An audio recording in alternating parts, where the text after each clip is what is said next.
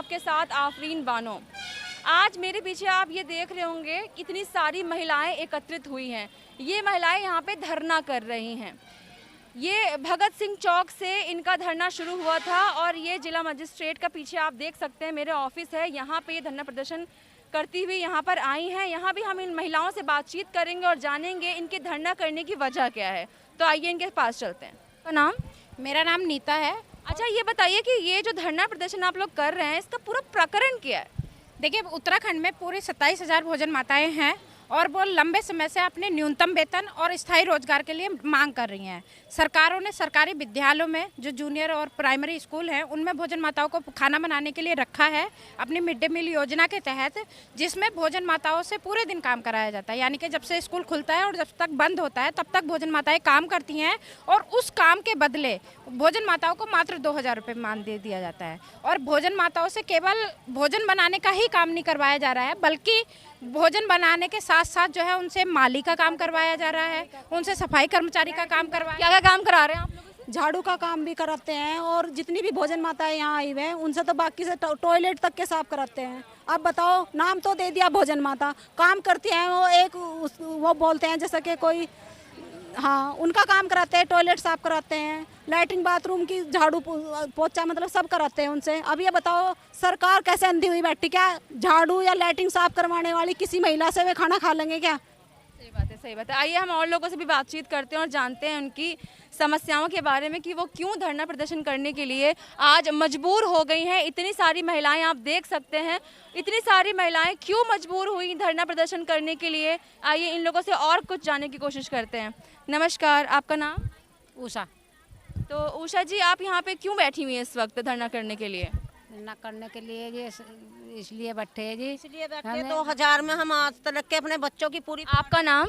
भूरी, सलेमपुर से आई हूँ मैं आदमी बीमार है, कुछ कर नहीं सकता, लड़की मेरे घर में जवान है, मैं अब कहाँ जाऊँगी?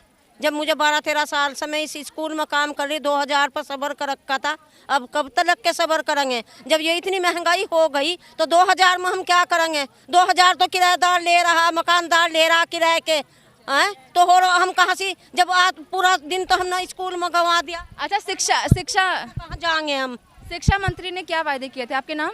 मेरा नाम सुदेश है। अच्छा, शिक्षा मंत्री ने क्या वादा किया आप लोगों से? हमारे से वादा करा था कि मैं दिवाली पर आपको 5,000 कर दूंगा और खुशियों से होली मनाइए, दिवाली मनाइयो। और झूठे वादे करती है सरकार और कहती है कि देश आज़ाद हो गया। देश आज़ाद कहाँ हो गया? हमारे लिए तो वही गुलामगिरी करवा रहे अंग्रेजों वाली। क्या होता है? ये तो गुलामगिरी। 2,000 रुपये में क्या होता है? कुछ भी नहीं होता। हमारे पास 4 बच्चे, आधे बच्चों को हमारा बहुत। अच्छा, ये बताइए कि क्या क्या काम आप लोग वहाँ पे, जैसे आप लोगों को दिया गया है कि आप वहाँ भोजन बनाने का काम करते हैं, तो इसके अलावा आप लोग क्या क्या काम कर रहे हैं वहाँ पे? बताएगा कि गार्डन साफ करना। एक मिनट उनके पास चलते हैं। एक मिनट, थोड़ा साइड देंगे। आपका नाम? मेरा नाम पिंकी भट्ट है। आपका नाम? मैडम, मेरा नाम पिंकी भट्ट है।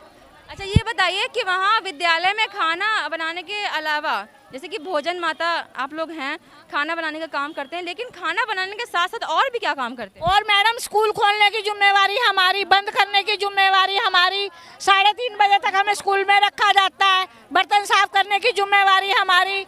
हमें बाद में काम करने का टाइम क्या मिलता है? 2000 के अलावा हम क्या कमा सकते हैं? जब हम पूरा काम 3:30 बजे तक स्कूल में रहेंगे तो हम क्या करेंगे? 3 बजे के बाद तो हम थक जाते हैं, थक के फिर हमें भी आराम चाहिए। चलिए जी, धन्यवाद। आपका नाम? रेखा। अच्छा रेखा जी, ये बताइए कि सरकार से क्या कुछ आपकी मांगे हैं? मैडम, 2000 सरकार हमसे बहुत कम दे रही है। हमें कम से जो सरकार ने 5000 लागू करने के लिए कहा था, 2000 में किसी का गुजारा नहीं होता मैडम। हम ये चाहते हैं कि जो सरकार ने हमें 5000 देने का मतलब शिक्षा मंत्री ने जो वादा किया है वो हमें पूरा किया जाए।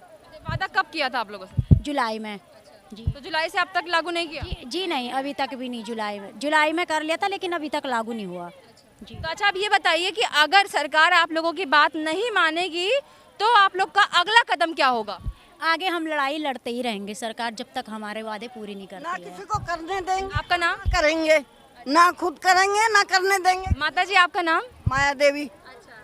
अगर सरकार नहीं सुनेगी तब आपका अगला कदम क्या होगा? अगला कदम ये होगा कि हम धरने पे फिर बैठेंगे और फिर हम ये लड़ाई करेंगे कि जैसा हमारे को दिया जाए और कोई दूसरा ना लगे वहाँ पे। और 2000 में हम बच्चों का करेंगे या अपना करेंगे, क्या करेंगे? 2000 रुपये बड़े आदमी के 2000 रुपये तो बहुत कम है मैडम। 2064-65-66 रुपये मतलब एक दिन का मिल रहा है 3.5। और वो आप बताइए एक बार। देखिए, हमारे मेन मुद्दे ये हैं कि हम लगातार प्रगतिशील भोजन माता संगठन लगातार संघर्ष कर रहा है। हम सरकार से हमारी मांगे हैं कि एक तो 18,000 न्यूनतम वेतन दिया जाए, दूसरा सभी भोजन माताओं को स्थायी किया जाए। सरकारी स्कूलों में खाना बनाती हैं और उनको सरकारें कहती है कि समाज सेविका हैं, और कब इनको निकाल दे कब रख दे इनका कोई औचित्य नहीं है सरकार के लिए। तो हम ये कहीं ना कभी भी निकाल दिया जाता है। हम ये कहते हैं कि सरकार को सारी भोजन माताओं को अपने हाथ में लेना होगा, इनको सरकारी कर्मचारी घोषित करना होगा और सभी स्कूलों में गैस की सुविधा करनी होगी। ये चूल्हे की भट्टियों में खाना बनाते हैं। आप लोग चूल्हे की भट्टी पे खाना बनाते हैं?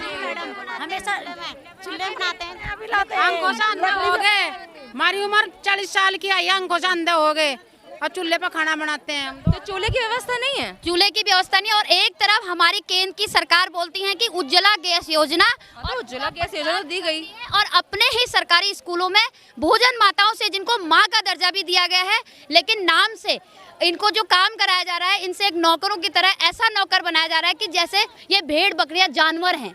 तो हम चाहते हैं सरकार से कि सारे स्कूल में गैस की व्यवस्था हो और इनको न्यूनतम वेतन दिया जाए, और ESI, PF और इनके जो बूढ़ी भोजन माताएं हैं जिनको हटा रहे हैं और उनको पेंशन दी जाए और उनको किसी भत्ते के तहत उनको स्कूलों से रिटायरमेंट दिया जाए, ऐसी ना निकाला जाए, क्योंकि भोजन माताएं कहाँ जाएंगी भीख मांगने। तो हम सरकार से ये हमारी मांगे हैं।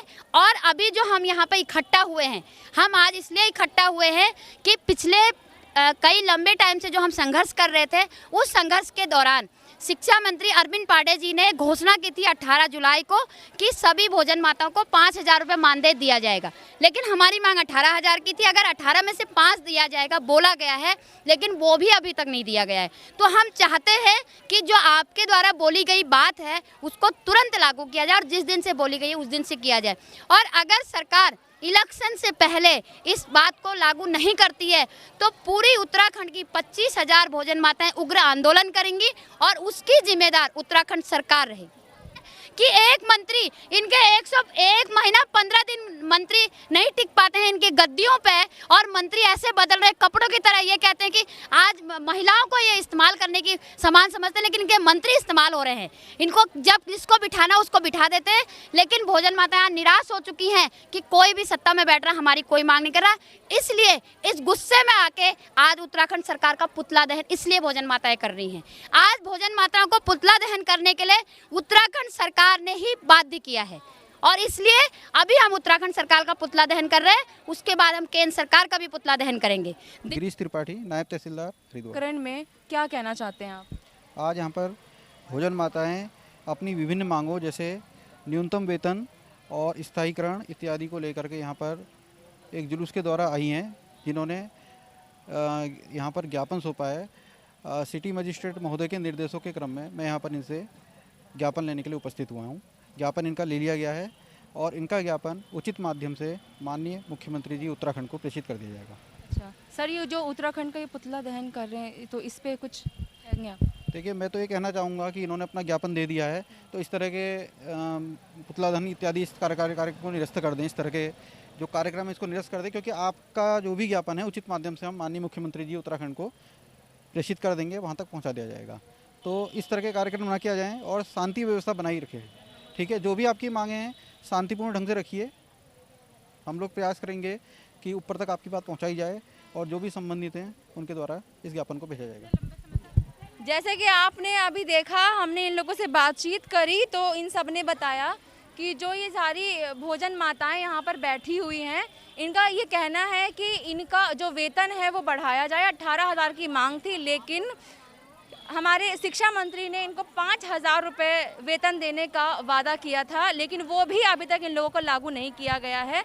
इसलिए ये महिलाएं कह रही हैं कि वो 5,000 का वेतन लागू किया जाए और इन लोगों को स्थायी किया जाए, और जितनी भी हमारी बूढ़ी भोजन माताएं हैं जो इनकी उम्र हो चुकी है, उनको जब रिटायरमेंट कर रहे हैं तो उनको भी पेंशन लगाई जाए, उनको वेतन दिया जाए।